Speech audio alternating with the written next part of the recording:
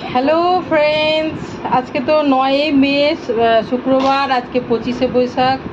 সবাইকে রবীন্দ্র জয়ন্তীর অনেক অনেক শুভেচ্ছা। আমি কি বলতো স্নান করে বেরোলাম, তো কীরকম গরম আছে কলকাতায় তোমাদেরকে বোঝানোর জন্য বলছি। এই বছরের এই প্রথম এমন গরম লাগছে। আমি বলছি কী জন্য ভিডিও করছি। স্নান করতে গেছি, এমন নয় 11:30টাতে স্নান করতে গেছি, এমন নয় যে 12:30, 1টা 1:30, 12:30, 1টা 1:30টাও স্নান করি আমি। আবার 3টেতেও কোনো দিন দ্বিতীয়বার স্নান করি। এত জলটা গরম হয়েছে বন্ধুরা, যেন গিজার অন করা আছে, এত গরম। তো আমি কি ভাবলাম, আমি আমার বড় মেয়েকে বলছিলাম, আমি ভাবলাম প্রথমে কাপড়গুলো ধুয়ে নিই, তাহলে গরম জলটা সে যেটা নল বা পাইপে যেটা থাকে গরম হয় সেটা তাহলে শেষ হয়ে যাবে।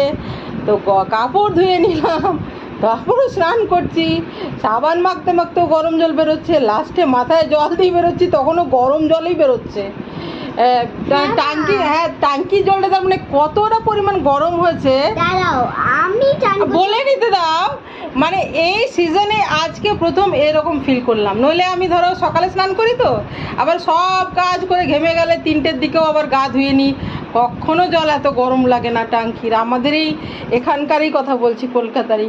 তো আজকে এই সিজনের, এই বছরের অন্তত প্রথম এত গরম জল। তো আমি যখন ব্যালকনিতে দিতে গেলাম না, তুলসী গাছে জল স্নান করে, এই ফুলটা ফুটেছে, ভেতরে নিয়ে এলাম। এটা ফুলটার কষ্ট হবে মানে ব্যালকনি রোদ্রে, সেই জন্য। চলো বন্ধুরা, ভালো থেকো। ভীষণ গরম হয়েছে জলটা, এটা বলার মতোই ঘটনা। চলো, রবীন্দ্র জয়ন্তীর আবারও অনেক অনেক শুভেচ্ছা। ভালো থেকো সবাই, বাই বাই।